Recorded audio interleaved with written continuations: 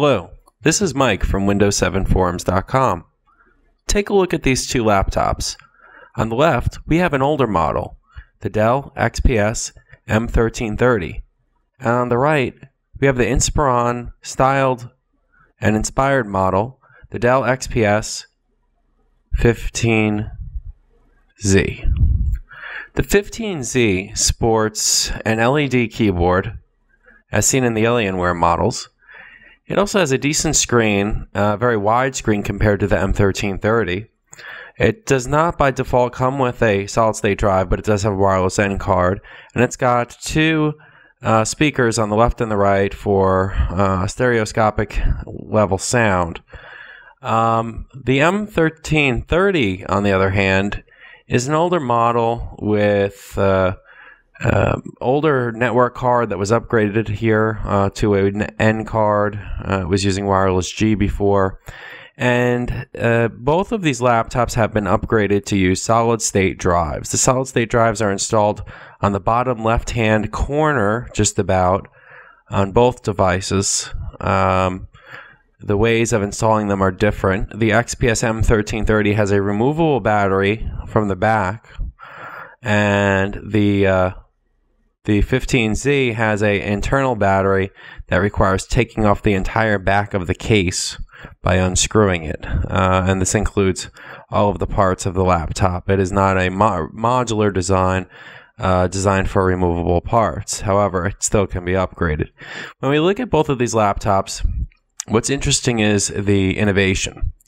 We have on the 15Z two USB 3 ports, an eSATA port, and we have great extensibility for peripherals. On the M1330, which is an older system, we still have a mini port. Now I want you to take a look real quick at the 15Z here and check out how thin this device is. Now this device is actually heavier than the M1330. Okay, the M1330 when it came out was a high-end laptop. This is sort of a mid to low range laptop, but still thinner. Okay, and this thing is thin too, but it's not as thin as the Z15. The Z15 is thinner than the MacBook Air. It is the thinnest laptop currently on the market. The M1330 is possibly the lightest laptop ever to hit the market. It's extremely light. For the firepower that both of these laptops have, it's pretty incredible. They both have dedicated graphics cards available to them. In fact, the new Z15 model, if purchased on the Dell website in the United States, comes with a free Xbox from Microsoft and has two video cards, an integrated Intel video card for Aero and one for gaming and video-intensive applications.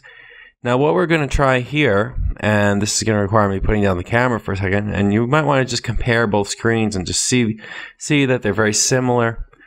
Here we have a Windows experience rating of 5.5, and we have a 7.9 primary hard disk rating for the Dell XPS 15Z.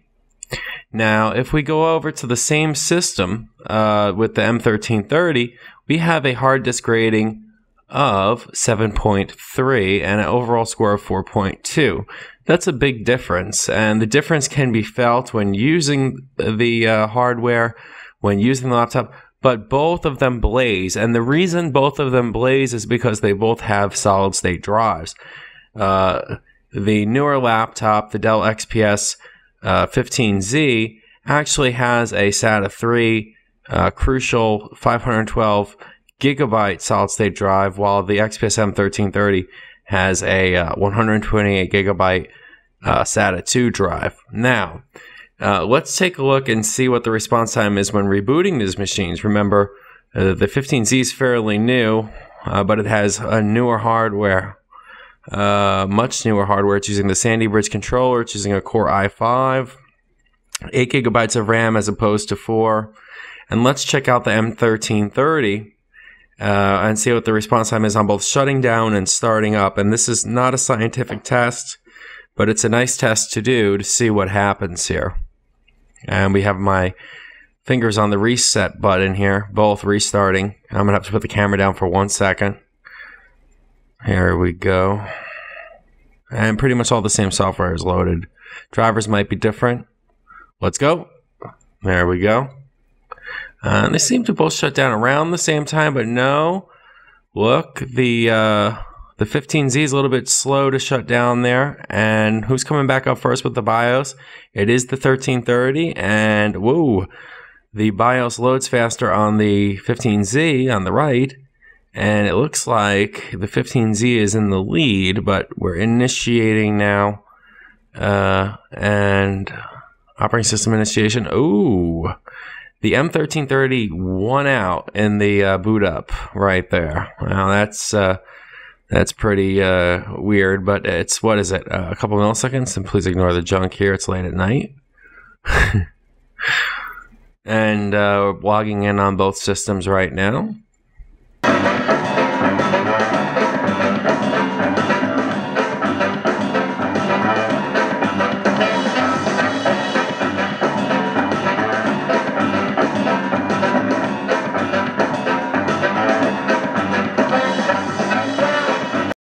Well, ladies and gentlemen, there's nothing like a good game of table tennis with the Microsoft Xbox Connect software, especially when you get a free Xbox with the Dell XPS 15Z. And by the way, just so you know, this isn't a paid endorsement or anything. I actually just played, with this Xbox for several hours here with the Connect. I couldn't help myself. But what you're looking at right now is our connection into the M1330. And there's some significant differences in this system versus the other one. The motherboard chipset here is an Intel Christine PM965. Now, I can explain to you, if you're really interested, why this system probably booted up faster than the other one. Even though it's got DDR2 memory versus DDR3 memory, even though it's got a weaker NVIDIA card versus the other one, I'll tell you why. The NVIDIA GeForce card, the mobile card that's in here, the 8400M GS, it's actually taking up for all functions, including Aero. Okay, so when you use Aero, you're also using the GeForce Power 8400M. Now, to save battery life, manufacturers have added not only one card, but an integrated video card. Okay, and when we talk about the XPS 15Z, which is being marketed towards students right now, that includes the Intel HD Graphics family internal video adapter, and it also includes the NVIDIA GeForce GT 525 mobile with 1 GB of storage space versus the 128 you see here on this ancient laptop by today's standards. And when I say ancient, I'm talking about 2 years here. Not that much time has gone by. This was a great laptop when it came out. It still is. But we're talking about a dual-core Intel i5 2700 megahertz compared to, look at this, compared to something that is just so primitive, the dual-core Intel Core 2 Duo T9300 2500 megahertz. And of course, if we look here and try to find out what's going on, and we go to performance, we see that it is a dual-core system and not a quad. Of course, the M1330 being a dual-core, and the XPS Z5 being a, 15Z being a quad-core. Now we have 8 gigabytes of DDR3 memory clocked at 1333. 88822 timings at 609 megahertz. Here we have around 400 megahertz. And so there are significant differences, especially with the graphics card, which gets an extra point on the Windows Experience Index, and we may also do 3D Mark a little bit later. But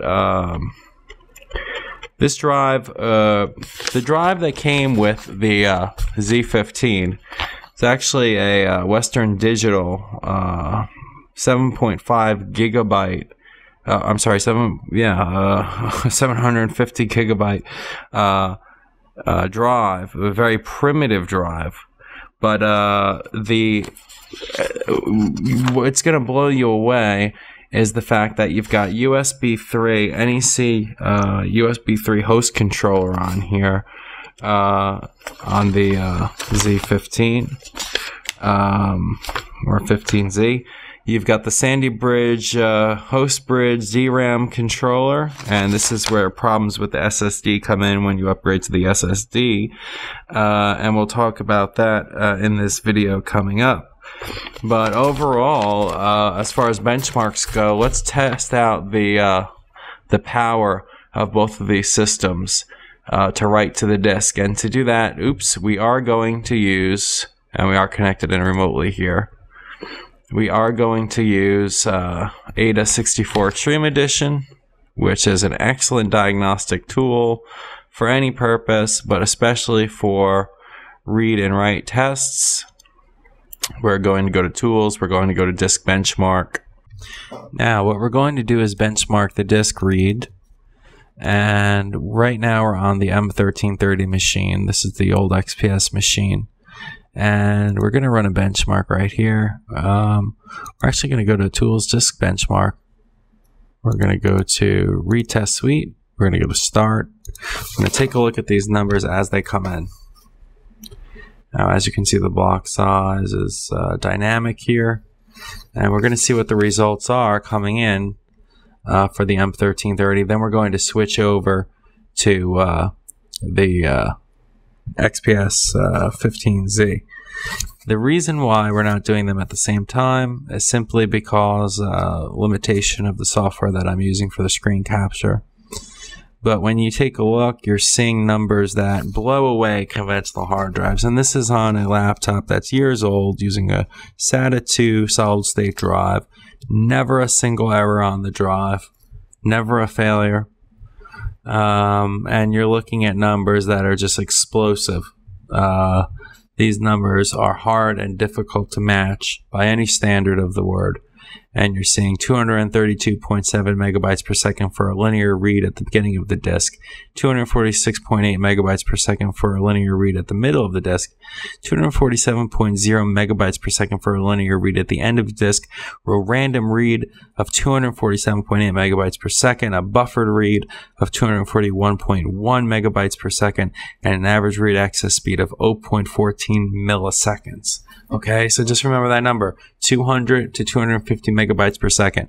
You will never get that with a conventional drive, never a 2.5-inch drive, and certainly not a regular conventional hard drive. Never, ever, ever. So no matter what anyone tells you about how solid-state drives aren't worth it, this thing will make your computer 3 or 4 times faster once you identify the bottleneck. Okay, on older systems, the bottleneck is not the hard drive. The bottleneck is usually something on the north bridge. It's usually the CPU or the memory or the front side bus or whatever. All right, so now we're going to get out of here. Okay, we're going to leave our M1330 behind. We're going to connect right in to our good old XPS 15Z, which is brand new. This is the 15Z. We're going to start the test right now. And there she goes. And she's going. And you'll be surprised at the numbers that come up. Especially with a drive like this. This is a 6 gigabit per second capable drive. And we're seeing numbers like 384.7 megabytes per second for a linear read at the beginning of the disk. And we may be having some lag with the wireless. The wireless on this laptop is not that great for range whatsoever. I'm of the belief they may have compromised a bit on the wireless card in that respect. Then again, I'm also using a custom wireless end card, OEM from Intel, which is a much more powerful card. Link state power management may also be in use on the card. Not something I should look at right now, but I think I can possibly cheat a little when we get the connection back in full swing. But what you'll find are numbers that are far superior to even the M1330 and far superior to any hard drive, any conventional hard drive out there. Now this is a situation that turns what is essentially a work computer, okay, or a computer capable of running email, word processor, some mild advanced applications here and there. This turns this thing into a workhorse that can play powerful video games like Crysis and everything. I mean, you can get Crysis running on the M1330, but with numbers like these, 500 megabytes per second on a read, 0.10 milliseconds on an average read access time. I mean, when you look at a conventional drive, 2.5-inch drive, you're going to get something like over a second. You're going to get like 1.5 seconds or 2 seconds. You're not going to get that 0.10 milliseconds, no matter what the spec says on the drive. No matter what it says, you're not going to get it. This is amazing stuff, folks. But this computer had a serious problem, and a lot of solid-state drives being installed on Sandy Bridge-based laptop motherboards, and Sandy Bridge is the Intel Intel standard, specifically the Cougar Point HM67 motherboard chipset here. And remember, we're talking about a processor that is extremely mobile, that is extremely power efficient, that is something that like we've never seen before. There are some problems with this bad boy. What we're going to do is we're going to go to Comp Management, the Computer Management, Microsoft Management Console. This is a console that's built into Windows but can be assembled by launching the MMC. But anyway, you go here to Event Viewer once you go to Computer Management. And we want to look for errors, okay? But these errors happened a while ago, okay? These are kernel level events, and you'll see that we had 9 errors 7 days ago. They happened a while ago because I fixed them, and they were fixed through a registry edit. And you may want to try this if you install a solid-state hard drive and you get these errors, okay? Now pay very, very close attention, solid-state drive installers. If you see this error, the device on the IA store 0 did not respond within the timeout period, this is a potential problem with what is called DMI and link state power management, okay? There's a connection to both LPM, and the power management of hard drives and how hard drives are handled. There may be a problem with the HCI controller as part of the chipset on these motherboards. And if there is a problem, it is solvable by disabling this feature. Now, what this feature does normally is save power. But again, solid-state drives save so much power anyway that you don't need the feature on if it's going to cause intermittent pauses and freezes, and that's what this problem does. If you have a solid-state drive powered laptop where you just installed a new solid-state drive, you reformatted the whole drive, you installed all your drivers, everything should be working fine, or you even cloned the disk and everything should be working fine, but you're getting not system freezes but pauses where you try to access the start menu and nothing comes up. This is the result of a problem. If you see this message, it's a result of a problem with LPM and power management, and it's not something that you can just go into power management and fix. It requires the editing of registry entries, and I'm going to go ahead and look up the registry file right here for you. -fix.reg. Now, this is actually just a text file, so if I right-click on it, I can actually open it with TextPad, which is a utility I use, or with Notepad. For the sake of demonstration, I'll use Notepad. What this does is that it goes into the keys that control the IA store, which is basically a service installed by Intel Rapid Storage technology. And RST, Intel RST, is something that should be installed on pretty much every Intel motherboard that supports AHCI as a controller and RAID as a controller. What this does is it puts the LPM state and the LPMD state to 0. Okay, so link layered power management or link state powered management is disabled by default, and this solves the problem of intermittent pausing. I can promise you that it does, because it solved it on this machine, and it turned this machine into an absolute workhorse.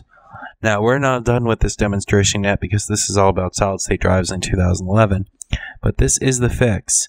And if you want to find the fix for this problem, and if you have a solid-state drive, before you return it, before you go nuts, because you might just run into the same problem again, I highly suggest, and let me just get out of here because the wireless connection for some reason on this laptop is lacking. That's something that's notable in my review of this device. It's quite lacking. What you want to do, most certainly, and you shouldn't see that. That's my recording utilities here. You shouldn't see that either. That's part of my recording. But you do want to actually go to Windows7forums.com, okay? And what you want to do is look for this. IA Store Registry. You can do a search for it. You're going to wind up finding it under intermittent SSD freezing on newer laptops. This is in the Windows 7 hardware forum. It's a tutorial. As a matter of fact, since I'm an administrator on the site, I'm going to wind up going ahead and stickying this for people who may need it.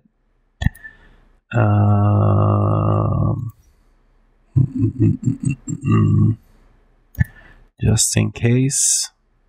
It does not hurt.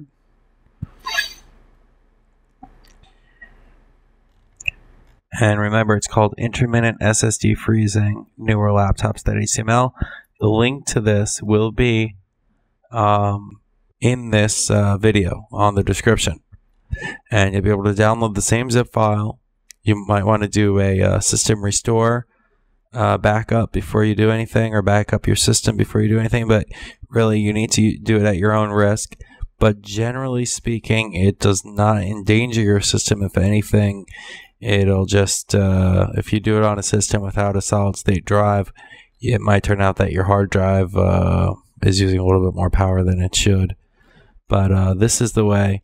Apparently, there may be a problem with trim that's involved. There have been numerous write-ups about it in blogs and so forth, but not much mention of it. And this should solve your problem of the intermittent pausing with solid-state drives. Okay? Now, on to the next subject. We're going to go back and take a look at some other features of these solid-state drives in 2011 and what's lacking and what isn't. All right, ladies and gentlemen. This is Fallout New Vegas on the Dell XPS M15. Hey, there's the high roller. Look at this game, alright? You know, I'm just gonna punch this guy in the face. And I'm gonna get the hell out of here. Alright, now I need to do something entertainment just to show off the graphics and the capacity of this thing. Look at the load time of that screen. Look how fast we're talking about here. I mean, just look at this. This is unbelievable.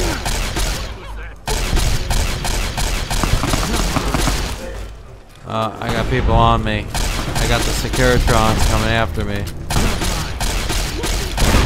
Oh, I just got hit. Hold on. I have to fight fire with fire. Surely there must be something I can use against these savages. I'm out of ammo with that. Oh, not really paying attention here. Alright, I'm gonna try this.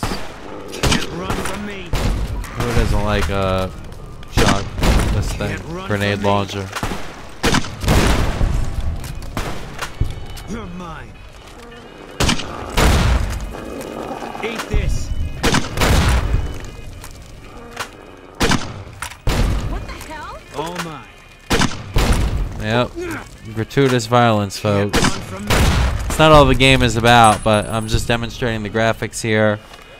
It's pretty amazing stuff when you really start looking at it. This thing is no joke. No joke whatsoever. You're mine. Oops. Eat this.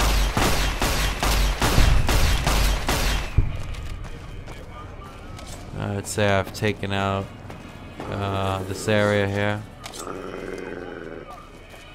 What are we looking for? So look at these graphics. Look at the smoothness, the anti-aliasing, the power of it. Look how great it looks.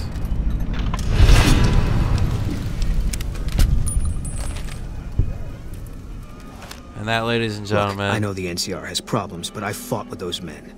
I'll be damned before I betray them. This stops right now.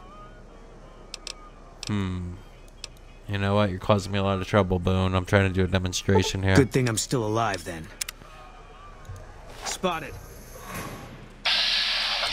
You're not going anywhere. A little bit of lag there. Oh, that didn't take him out, and he's coming.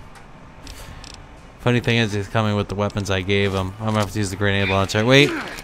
Oh, the dog's after him. Oh, there's the assault carbine. If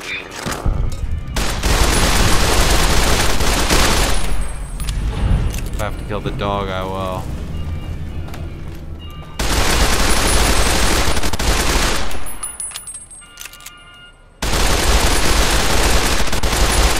Alright. The following is a Lenovo ThinkPad T400. It recently had its solid-state hard drive installed. An older drive was removed. The older drive can be seen here. It's a 2.5 inch, really old Hitachi drive. Now this drive had 16 heads. It was ancient in comparison. This is a very, very old laptop, and it has not improved performance in the way that one might think. But what it has done is improved the reliability of this system, and in general, most disk I/O errors are gone. It can handle more disk I/O than before. And this is using a SATA3 solid-state drive that was cloned. That was cloned off of this drive here. And the SATA3 drive cannot be used to its fullest extent. The system is only capable of limited SATA capabilities. The Windows Experience Index is 1.0. There's no powerful graphics. In fact, graphics are what kill it. I'm not sure if the Windows Experience Index has been updated since the installation of the new drive. So let's try that now. We'll rerun the assessment. Yeah, it looks like it hasn't been updated in over a year. So you see that we have a 5.8 on the physical hard drive end. And we have a little blur here.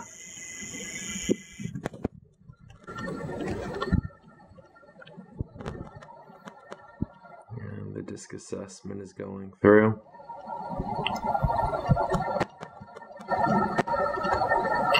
And those graphics are what kill it, remember.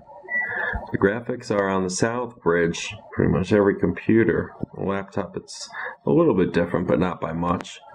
And because the graphics are on the south bridge with the hard drive and the CPU and the processor on the north bridge, CPU and processor, front side bus, disk cache, L2, in some cases L3, are more important than the peripherals on the south bridge. However, yeah, look, we just went up to a 7.6 on the primary hard disk, but we won't get a 7.9 or anything like that. 7.6 is still great, but those Windows Aero graphics really, really do nothing for this computer. and it's sort of stuck in limbo. The best thing on this system, and we talked about the bottleneck before, is the hard drive. The processor is getting a worse index score than the hard drive. The memory is getting a worse index score than the hard drive. The graphics are getting a worse index score than the hard drive. And when that happens, having a great hard drive doesn't really do too much. What it does do with solid state is preserve your data. A lot of people talked about solid state being unreliable in comparison with regular drives. Those days are over. And they've cited the fact that if you look at the smart properties of solid state drives, that they have a date where they're supposed to stop working and so forth, or a number of cycles where they're supposed to stop working. Now that is just an estimate, and I've had a RAID configuration with 6 solid state drives, 128 SATA 2 solid state drives in a RAID that's been working for years without failure. So I can tell you that that's not true, but this system is reliable. The problem was with this system and with another Lenovo system that over and over again the hard drive would fail, and that's something that no longer needs to be worried about in this regard. So I would say that this is a job well done in the fact that this, yes, there is a SSD in here. It's not going to let you run great games like we saw before, or even let you run Photoshop very fast. What it will do is preserve your data. Here's some of the utilities that I normally use when performing these operations. Obviously, we have a power screwdriver. We have a screwdriver we should never use, but as a last resort, if we don't have one with us, we have a magnetized screwdriver with a magnetized edge. Very bad idea. Of course, we have USB thumb drives for files, and we have the Paragon Hard Disk 2011 software and Paragon Backup and Restore. This here is the Lenovo T61P, another ThinkPad device, and this also has the same type of SSD installed on it. Let's take a look at the Windows Experience Index here. Again, nothing fancy, although we'll see. Again, this is the result of a clone drive. Alignment is good.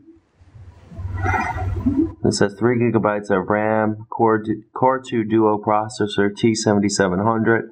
This actually gets a 5.8 Windows Experience Index, and that index was rerun yesterday. So you see that the gaming graphics are where it suffers, but the primary hard disk is running at 7.1, processor, RAM, and graphics 5.8. This could very well run something like we saw before, Fallout New Vegas, pretty well. It actually could. It's got a dedicated graphics card. Let's go to Device Manager real quick.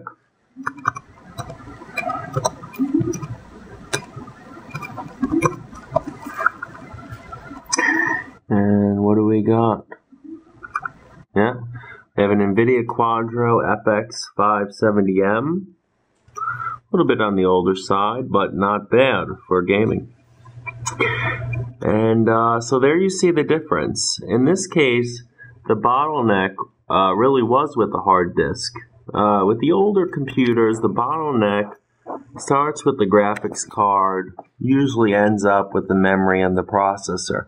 The hard disk in a not too distant last place. And when that's the case, really the only function an SSD can serve is to protect data. And that's good enough reason as well. In order to do the cloning, this connects to the back of the drive and then hooks up via USB. Newer computers can make use of eSATA, and I'll show you that. Now, something about these drives are failing, but if they weren't, they're still conventional drives that are capable of maintaining storage. What that means is that it's very possible to go ahead and put these drives in a 2.5-inch drive bay enclosure. And now they have eSATA enclosures because they're becoming the standard, as well as USB 3 enclosures. And eSATA is still a little bit faster. And you can put these in enclosures and use them as backup. I'm going to show you a final example of that next.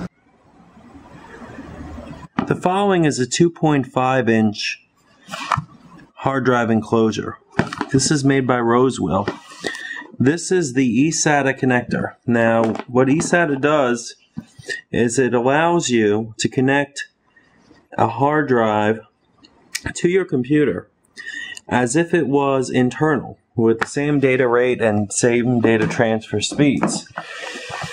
The XPS 15Z has an eSATA cable connector along with an HDMI connector.